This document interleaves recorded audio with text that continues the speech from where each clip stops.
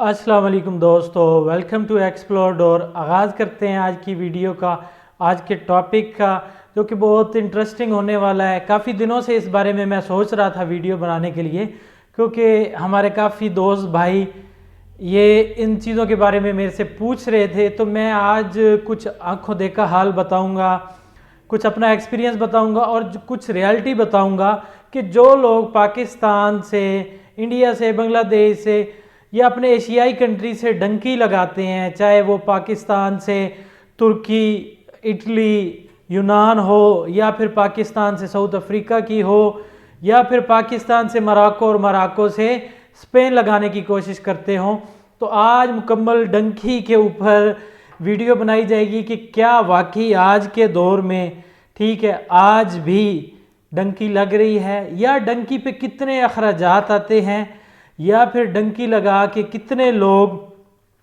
खैर खैरियत से वहाँ एंड तक पहुँच जाते हैं, या फिर डंकी आज भी क्या कम पैसों में पड़ती है बजाय इसे कि हम सीधे तरीके से वीज़ा लेकर जाएं।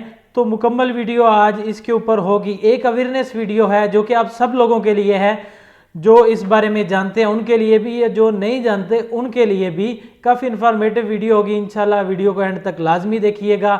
नए आने वालों को चैनल पर खुशामदीद, वेलकम। साथ ही साथ चैनल सब्सक्राइब कर लें, घंटी का बटन दबा लें ताकि आने वाली सभी नई वीडियोस आप तक पहुंचती रहें। तो चलते हैं वीडियो की डिटेल की तरफ।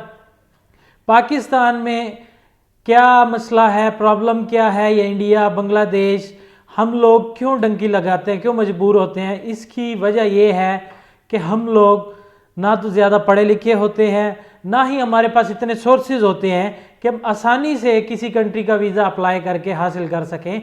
हालांकि ये अलग बात है कि इंसान थोड़ी सी तगोदो करे, मेहनत करे। डंकी वालों को भी तो हम पैसे दे रहे हैं, तो वही पैसे अगर हम अपने ऊपर लगाएं, अपनी चीज़ों पर लगाएं, चीज़ें स्टेबल करें, तो हम आसानी से वीज़ा लगा सकते हैं।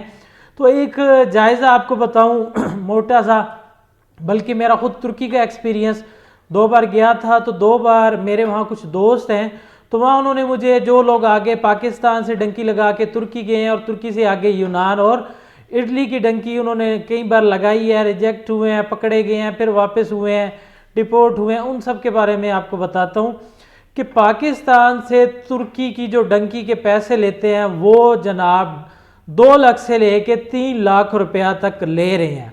ठीक है, 2 लाख से 3 लाख तक, और उसमें आपकी जान की भी कोई श्योरिटी नहीं है। ठीक है, 2 लाख 3 लाख रुपया दे के आपने पत्नी कितने पहाड़ों से गुजरना है, कितना पैदल चलना है, हो सकता है 2-2 टाइम आपको भूखा रहना पड़े, हो सकता है आप तुर्की पहुंचते पहुंचते आपको 1 महीना लग जाए, ये कोई कंफर्म नहीं है।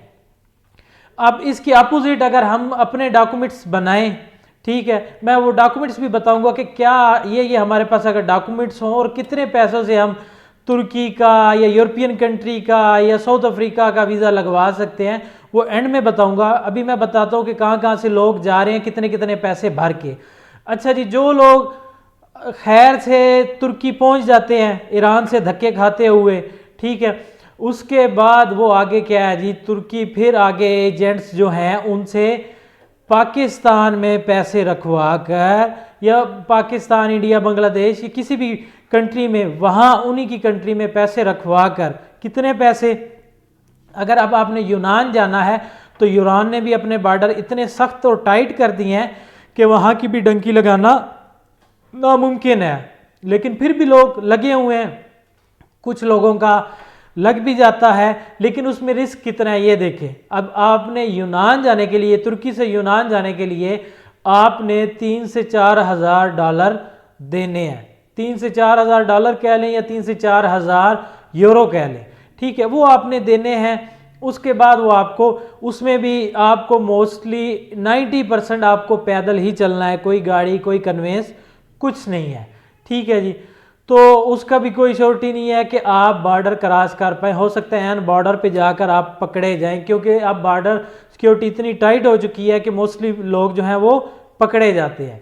अच्छा जी, जो लोग तुर्की से इटली की डंकी की पैसे भरते हैं वो समुंदर के रास्ते, वो देखे समुंदर पे बाकायदा वो एक स्पेशल बोट खरीदते हैं, बड़ी मतलब उसमें 50 बंदों की गुंजाइश होती है, तो 50 वाले बंदों की गुंजाइश में 150-150, 200 बंदा उन्होंने उसमें डाल के ले जाना है। ये कोई पता नहीं कि कश्ती किनारे तक पहुंचती है या रास्ते में डूब जाती है या पकड़ी जाती है, ये आपकी किस्मत, आपके नसीब, ठीक है। और उसके बाद तुर्की से इटली के पाकिस्तान में आपको वो एजेंट हजरात अपने बंदे के पास पैसे रखवाएंगे, कितने जनाब, 7 से 8 हज़ार यूरो, ठीक है, जो कि पाकिस्तानी इस टाइम 16-17 लाख रुपया बनता है। यूनान के भी ऐसे ही 7 से 8 लाख रुपया तुर्की से बनते हैं, ठीक है। तो उसमें अपनी जान का भी रिस्क लगा रहे हैं, खाना पीना कुछ टाइम नहीं है, कोई पता नहीं है, 3 दिन भी आपको भूखा रहना पड़ सकता है, समुद्रों में धक्के खाने पड़ सकते हैं, ठीक है। इसी तरह पाकिस्तान से जनाब साउथ अफ्रीका की भी ऐसे ही डंकी लगाते हैं कि साउथ अफ्रीका के अराउंड सराउंडिंग जो छोटी कंट्रीज़ हैं उनके वीज़े लगवा के, ठीक है, 10, 12, 15 लाख रुपया लेके, ठीक है, उन कंट्रीज़ के फिर बॉर्डर आपको पैदल या गाड़ियों पे क्रॉस करवाए जाते हैं, लेकिन आप साउथ अफ्रीका तो फिर भी इनलीगल हैं, ठीक है। इसी तरह काफ़ी लोगों ने मोरक्को के लिए मेरे से बड़ा पूछा कि जी मोरक्को स्पेन से नज़दीक है, और ये एक अफवाह फैली हुई है कि मोरक्को से डंकी लगती है, हालांकि मोरक्को से तो बिल्कुल नामुमकिन वाली बात है, कोई चांस ही नहीं है, ठीक है। इसी वजह से मोरक्को भी आसानी से आप लोगों को वीज़ा भी नहीं देता, क्योंकि उनको पता है कि ये हमारे इन कंट्रीज़ के जो लोग हैं इसीलिए आ रहे हैं, ठीक है।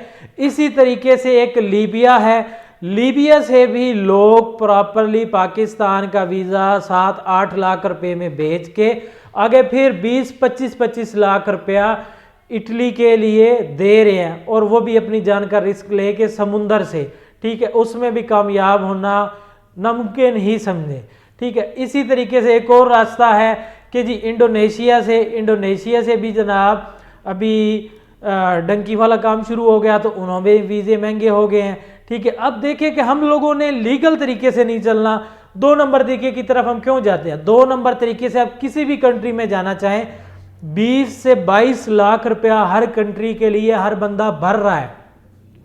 20-22 लाख रुपया भर के आप अपनी जान का रिस्क खेल रहे हैं, अपने घर वालों से, बीवी बच्चों से, सबके साथ आप खेल रहे हैं, ठीक है। तो आप क्यों ये करना चाहते हैं, अपनी जानों के साथ ज्यादती क्यों। और अच्छा, किसी भी कंट्री में अगर आप एंटर हो भी जाते हैं तो वहाँ फिर इनलीगल है, तो लीगल होते होते होते आपको फिर 5 से 7 साल लग जाने हैं, वहाँ 5 से 7 साल आपको फिर ज़ीरो से शुरू करना पड़ेगा। तो जनाब ये आपसे रिक्वेस्ट है कि आप सीधे तरीके से चलें। अब मैं सीधा तरीका क्या है, तुर्की से शुरू करता हूँ कि तुर्की के लिए डॉक्यूमेंट्स या किसी भी कंट्री के लिए जो डॉक्यूमेंट्स हमें बनाने होते हैं वो क्या है। 6 मंथ की बैंक स्टेटमेंट होती है, हमारी टैक्स रिटर्न होती है 2 साल की, उसके बाद एनटीएन होना चाहिए, चैम्बर की मेंबरशिप होनी चाहिए, अगर बिजनेस हम कोई शो करते हैं, बिजनेस बनाते हैं या जॉब करते हैं तो जॉब से 3 सैलरी स्लिप पे लगाते हैं। ये बेसिक डॉक्यूमेंट्स होते हैं, बाकी सब कुछ एडिशनल डॉक्यूमेंट्स होते हैं या कुछ कंट्रीज़ के थोड़े डिफरेंट होते हैं।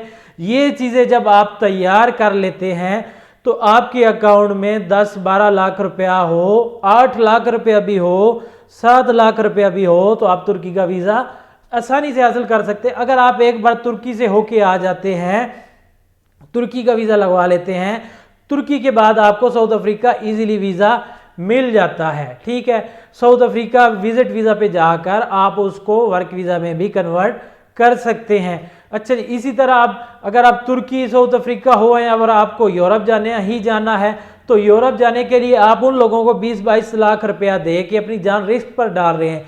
वही 20-22 लाख रुपया आप अपने अकाउंट में रखें, ट्रांजैक्शन करें, ठीक है, आप कंट्रीज घूमना शुरू कर दें, ठीक है। मैं 100% कह सकता हूं कि यूरोप का वीज़ा आपको 10-12 लाख रुपया, मतलब आप 5-7-8 कंट्रीज विजिट भी कर लेंगे, आपके ट्रैवल हिस्ट्री भी बन जाएगी, यूरोप का वीज़ा भी घूम के आ जाएंगे। दोबारा आप जाएं वहाँ पे अपने डॉक्यूमेंट जमा करा के वापस आ जाएं, दोबारा जाएं तो आपके वहाँ डॉक्यूमेंट जो हैं वो मुमकिन है कि वही जो है वर्क परमिट आपको कहीं से मिल जाए।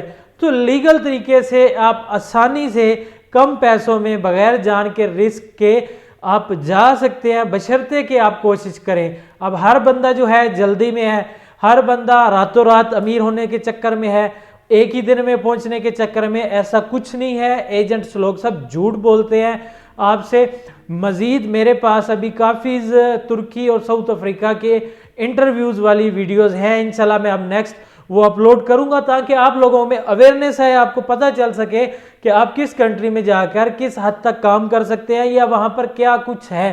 तो इंशाल्लाह मज़ीद अगर आपको इन सब चीज़ों के बारे में, विज़िट वीज़ा के बारे में कोई डिटेल चाहिए हो तो आप मुझे व्हाट्सअप कर सकते हैं, डायरेक्ट कॉल कर सकते हैं या मुझे मेल कर सकते हैं। वीडियो अच्छी लगी हो तो लाइक शेयर ज़रूर कीजिएगा। मैं हमेशा वीडियो कोई भी हो आप लोगों को अवेयरनेस देने के लिए, समझाने के लिए, ताकि आप लीगल वे से सीधे तरीके से चलें और आपको कोई परेशानी हो तो उसमें आपकी मैं मदद कर सकूं।